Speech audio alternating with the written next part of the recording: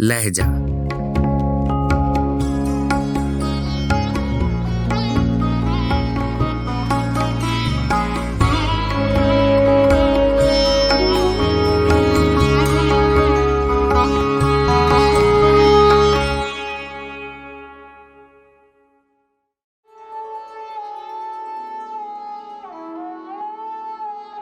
गजल बहजाद लखनवी, आवाज़ व पेशकश राहिल फारूक।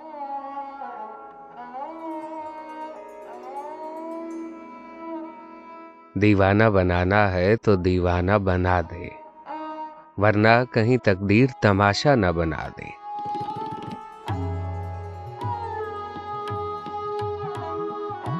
ऐ देखने वालों मुझे हंस हंस के न देखो, तुमको भी मोहब्बत कहीं मुझसा न बना दे।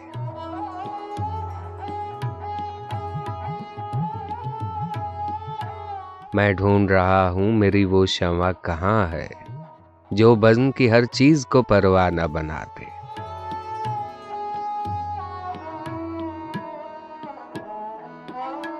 आखिर कोई सूरत भी तो हो खानाए दिल की, काबा नहीं बनता है तो बुत खाना बना दे।